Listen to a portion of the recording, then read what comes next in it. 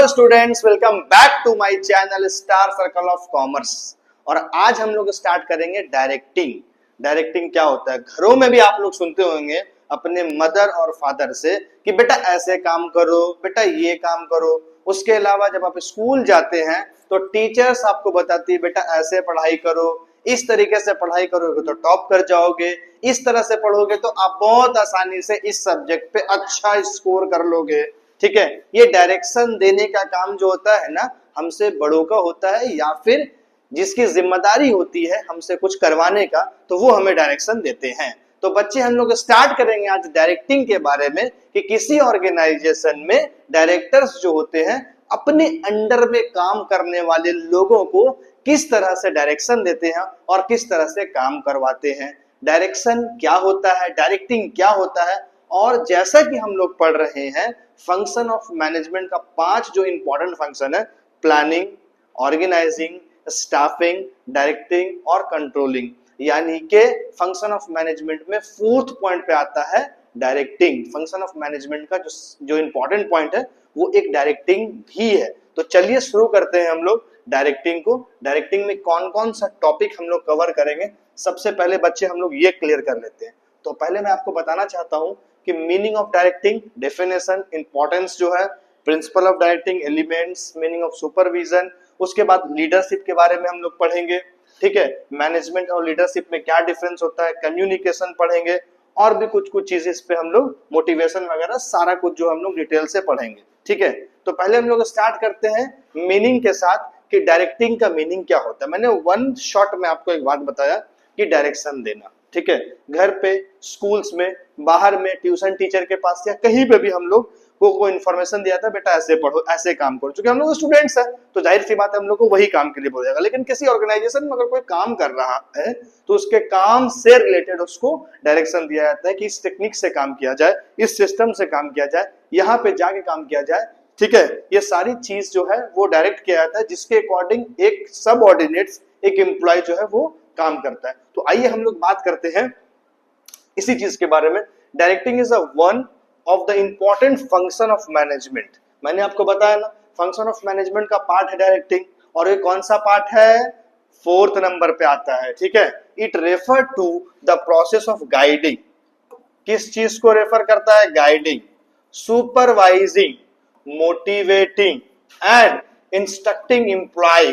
ठीक है, ये 4 इंपॉर्टेंट बात है, गाइड करना, सुपरवाइज करना, मोटिवेट करना और instructing employ to achieve the goal of organisation.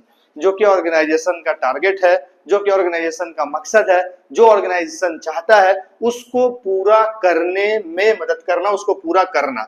It connects plan with action by telling people what to do, when to do and how to do. और जो प्लान किया गया है उसके अकॉर्डिंग बताना कि क्या करना है, कब करना है और ऑर्गेनाइजेशन में काम कैसे करना है।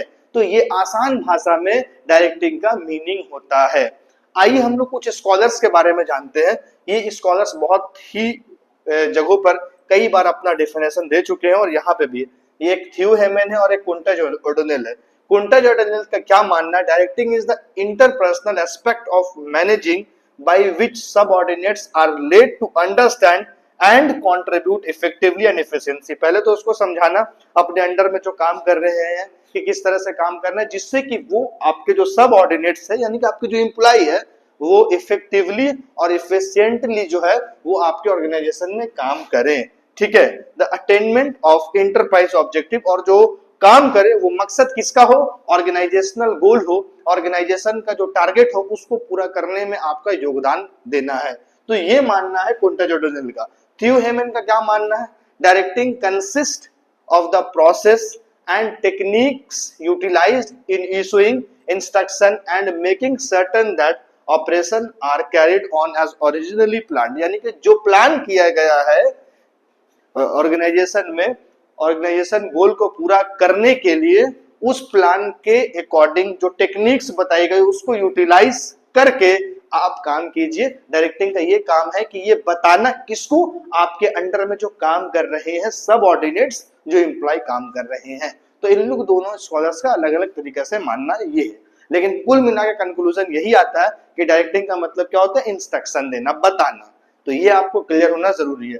बट मैं आपको बताना चाहता हूं कि आप अपनी जबान की नोक में ये रखें इस दोनों का डेफिनेशन। इस पर डायरेक्टली एग्जाम में ये पूछा जा सकता है कि थियो हेमन जो डेफिनेशन दिए हैं वो क्या डेफिनेशन है, तो आप इसको अच्छे से ध्यान में रखें। चलिए आगे बढ़ते हैं, स्क्रीनशॉट भी ले लीजिए आप इसका, ये इंपॉर्टेंट पॉइंट है। सिंपल भाषा में जैसे कि मैंने आपको बताया कि इसका मतलब ही होता है इंस्ट्रक्टिंग करना, गाइडिंग, मोटिवेशन और supervising employ to ensure the plan objective are achieve efficiently. ठीक है, हम लोग अब थोड़ा सा डिस्कस कर लेते हैं इसका इंपॉर्टेंस के बारे में। ठीक है, डायरेक्टिंग का क्या इंपॉर्टेंस होता है। फंक्शन ऑफ मैनेजमेंट में 5 चीज आता है, planning, organizing, staffing, directing, controlling. पांचों चीज इंपॉर्टेंट है ऑर्गेनाइजेशन के लिए, फंक्शन ऑफ मैनेजमेंट के लिए, मैनेजमेंट का काम को कंप्लीट करने के लिए, पूरा करने के लिए ये पांचों चीज ही बहुत इंपॉर्टेंट है। तो फिलहाल अभी हम लोग डायरेक्टिंग में और इसका इंपॉर्टेंस हम लोग पढ़ेंगे। Directing is very important in management because it help in converting plan into action. जो कि प्लान किया गया उसको एक्शन में कन्वर्ट करता है। प्लान तो कर लिए ऐसा करना, बट कैसे करना, तो ये डायरेक्टर के जरिए बताना है। यानी कि जो भी एचओडी है उसको अपने अंडर में काम करने वाले लोगों को प्लान तो बताना है कि आप ऐसे कीजिए, इस रूट पे जाइए, इस टेक्निक से काम कीजिए। तो इसका मतलब क्या हो कि जो प्लान किया गया उसको एक्शन में कन्वर्ट कर देना है। It's important can be explain through the following points. चलिए हम लोग कुछ पॉइंट्स है उसको समझते हैं। इनिशिएट्स एक्शन, नंबर 1 में आता है बात initiates action, integrated effort, motivates employ, provide stability and balance, facilitate change, ensure efficiency. Number 1 बहुत शॉर्ट सेंटेंस में ही बनाया गया है इंपॉर्टेंस को। ठीक है, क्योंकि जिससे आपको जहन में रहे, 1 सेंटेंस में आप अपनी बात को याद रख ले, जिससे आप आसानी के साथ एग्जाम में डिटेल से उसको लिख सके। आइए बात करते हैं सबसे पहला initiates action. Directing puts plan into motion by guiding employ about what to do and how to do. सबसे पहला जो इंपॉर्टेंट पॉइंट होता है कि डायरेक्टिंग जो प्लान करता है, जो प्लान हो गया है उस प्लान को इस तरह से एम्प्लॉय को गाइड करना है कि एम्प्लॉय को यह पता चल जाए कि काम को क्या करना है और काम को कैसे करना है। सबसे पहला पॉइंट यही होता है इनिशिएट्स एक्शन में कि जो प्लान किया गया है उस प्लान को प्रॉपर तरीके से आप समझा दे कि काम क्या करना है, काम कैसे करना है। क्लियर।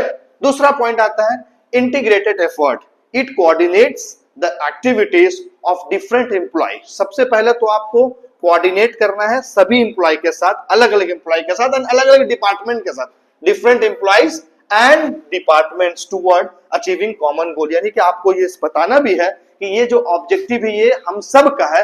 ऐसा नहीं कि कोई एक आदमी काम करे, दूसरा नहीं करे, दूसरा नहीं करे, तीसरा नहीं करे, यानी कि ये हमारा सभी का है, चाहे वो ग्रुप पर्सन हो या फिर ग्रुप में एक डिपार्टमेंट हो। ठीक है, तो ये दूसरा जो है इंपॉर्टेंस होता है। तो ये बताने से आसानी के साथ हमारा गोल जो होता है वो पूरा हो जाता है। थर्ड नंबर पे इसका इंपॉर्टेंस क्या है डायरेक्टिंग का, मोटिवेट एम्प्लॉय।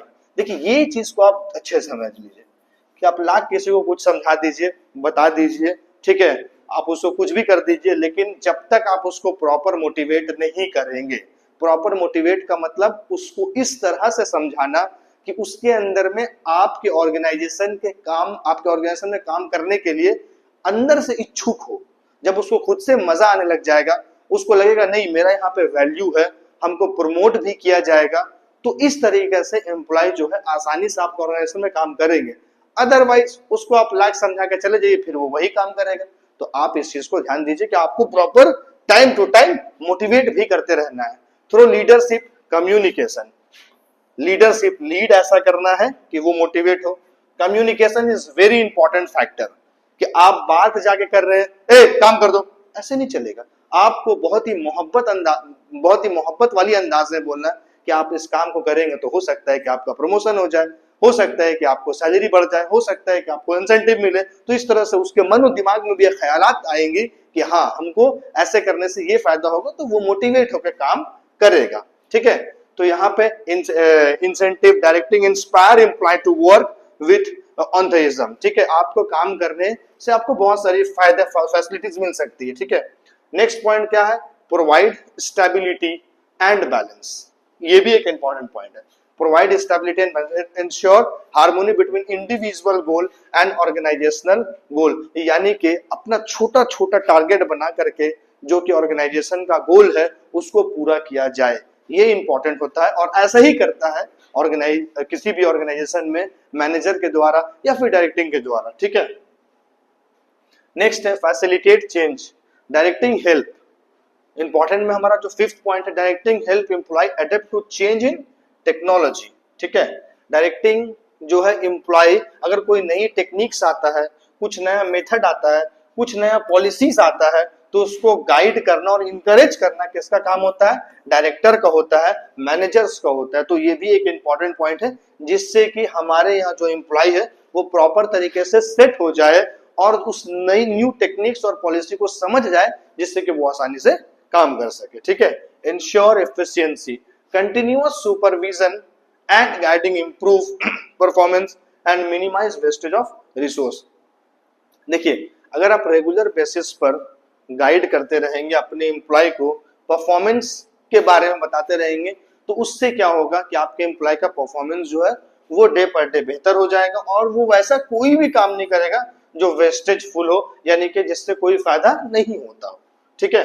नेक्स्ट हम शॉर्ट में समझ सकते हैं कि directing is important because it convert into action. Plan जो है वो किसमें कन्वर्ट कर रहा है, एक्शन में। Motivate employees, maintain balance in the organisation and ensure efficient achievement goal. तो ये जो है कुछ इंपॉर्टेंट पॉइंट है किसका, आपका डायरेक्टिंग का जो इंपॉर्टेंट है वो मैंने आपको बताया। अब मैं आपको बताने जा रहा हूँ इसका प्रिंसिपल क्या है, सिद्धांत क्या है, ठीक है। डायरेक्टिंग का अपना सिद्धांत होता है, डायरेक्टिंग करने का भी अपना एक रूल्स होता है, तरीका होता है। तो कैसे आप डायरेक्टिंग करेंगे, पहला चीज देखिए क्या है, harmony of objectives, unity of command, appropriate techniques, direct supervision, effective communication and the follow through, ठीक है। नंबर 1 में बात करते हैं हम लोग है harmony of objective. A manager must ensure that individual goal of employee are aligned with organizational objective. This create teamwork and reduce conflict between personal and company interest, ठीक है। देखिए सबसे पहला तो एक बात समझ लीजिए कि अगर आप किसी भी ऑर्गेनाइजेशन में काम कर रहे हैं तो आपको ऑर्गेनाइजेशन के हिसाब से चलना पड़ेगा। तो पहला प्रिंसिपल क्या कहता है कि आपका जो इंडिविजुअल टारगेट है वो आपको ऑर्गेनाइजेशनल का टारगेट होना चाहिए। जैसे कि किसी ऑर्गेनाइजेशन में एक दिन में 1000 पीस किसी सामान को मैन्युफैक्चरिंग करना है एग्जाम्पल के तौर पर, ठीक है। तो हम लोग क्या करते हैं, अलग अलग डिपार्टमेंट में अपना एक छोटा छोटा टारगेट बना लेते हैं, जिससे कि क्या होगा, हमारा टारगेट पूरा होगा तो हमारे ऑर्गेनाइजेशन का टारगेट ऑटोमेटिक आपका पूरा हो जाएगा। तो ये पहला जो है वो प्रिंसिपल है किसका, डायरेक्टिंग का। दूसरा क्या है, unity of command. Unity of command क्या कहता है, ध्यान दीजिएगा। Each employ should receive instruction, हर एम्प्लॉय को इंस्ट्रक्शन रिसीव करना है, समझना है। लेकिन किसकी बात समझना है, ऐसा नहीं कि सुपरवाइजर आकर के अलग बोल रहा है, मैनेजर आकर के बोला गड्ढा कर दीजिए, सुपरवाइजर आया बोला कि दीवार छेद कर दीजिए, वो बोलता है इलेक्ट्रिक काम कर दीजिए, कोई मैनेजर आकर बोलता कुछ, ऐसा नहीं होना चाहिए। यूनिटी ऑफ कमांड का मतलब है इंस्ट्रक्शन तो सुनना है हर एम्प्लॉय को, ठीक है, लेकिन from one supervisor, one superior. It avoid confusion, conflict and duplication of work.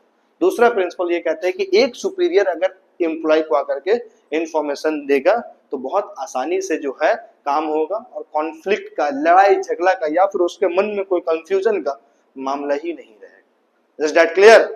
Next point पे हम लोग जब बात करते हैं तो appropriate techniques. Different situation require different leadership, ठीक है।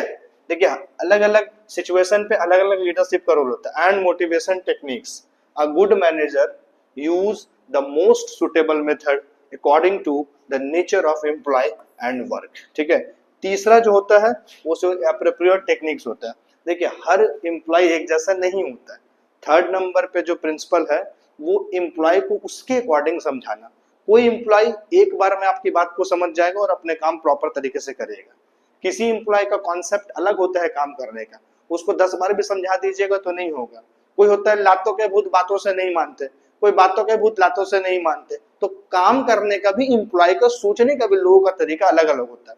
तो यहाँ पे बताया गया है कि अप्रोप्रिएट टेक्निक का मतलब जो एम्प्लॉय जिस हिसाब से समझ रहा है उसके हिसाब से आप उसको एक्सप्लेन करें, जिससे कि आपके ऑर्गेनाइजेशन का गोल पूरा हो सके, ठीक है।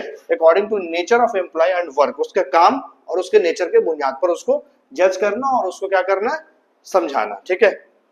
डायरेक्ट सुपरविजन, ठीक है, manager should directly supervise employ instead of only giving written order, ठीक है।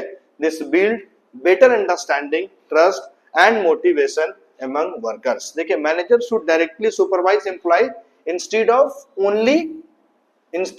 ओनली गिविंग रिटन ऑर्डर, ठीक है। दिस बिल्ड, इससे एक फायदा ये होगा कि जो ट्रस्ट होगा, अंडरस्टैंडिंग होगा दोनों के बीच में, वो बहुत अच्छा होगा। साथ साथ हमारे वर्कर्स जो है ना, वो मोटिवेट भी होंगे, ठीक है। इफेक्टिव कम्युनिकेशन एक बहुत ही इंपॉर्टेंट प्रिंसिपल है। Instruction must be clear and complete, ठीक है। आधा अधूरा बात नहीं करना है, जो बात है क्लियर बोल के चले जाना है। सबसे पहला बात है, इंस्ट्रक्शन जो दे रहे हैं आप, प्रिंसिपल पांचवा जो है, वो एकदम क्लियर होना चाहिए, कंप्लीट होना चाहिए and easily understood by employ के जरिए बहुत आसानी से समझने वाला होना चाहिए। पुअर कम्युनिकेशन में causes mistake, delay and dissatisfaction हो सकता है। अगर आपने कोई बात अधूरा कह दिया तो एम्प्लॉय उस बात को नहीं समझ पाए तो काम भी सही तरीके से नहीं हो पाएगा। इसलिए कम्युनिकेशन प्रॉपर, इफेक्टिव, पूरी कंप्लीट होना चाहिए। तो ये एक प्रिंसिपल है। Next follow through, directing does not and with giving order, it also require checking implementation, ठीक है। ऐसा नहीं कि हमने कुछ ऑर्डर दे दिया तो बात खत्म हो गया, नहीं, उसके साथ साथ हमको ये भी चेक करना है कि हमारे एम्प्लॉय के जरिया जो काम किया जा रहा है वो ठीक है कि नहीं। Manager should ensure that employees follow direction correctly and result are achieve. Manager should ensure that, उसको इंश्योर करना है कि हमने जो मैनेजर के जरिए जो भी डायरेक्शन दिया गया, अपने एम्प्लॉय को बताया गया है, वो प्रॉपर तरीके से, सही ढंग से काम कर रहे हैं या नहीं कर रहे हैं, या अगर नहीं कर रहे तो इसमें क्या कमियां हैं, ये सारी चीजों को समझना है। तो ये भी एक इंपॉर्टेंट प्रिंसिपल है किसका, डायरेक्टिंग का, ठीक है बच्चे। तो इसके बाद हम लोग एलिमेंट ऑफ डायरेक्टिंग पढ़ेंगे, जिसमें हम लोग सुपरविजन, मोटिवेशन, लीडरशिप, कम्युनिकेशन के बारे में पढ़ेंगे। तो इस वीडियो को पहले आप पूरा प्रॉपर तरीके से देख लीजिए। कोई कंफ्यूजन लगे तो हमें कमेंट कीजिए, कमेंट सेक्शन में जाकर के अगर कोई चीज नहीं समझ में आए तो डिटेल से लिखिए, उसके सारे सॉल्यूशन बेसिक टू एडवांस आपको दिया जाएगा। तब तक के लिए थैंक यू सो मच।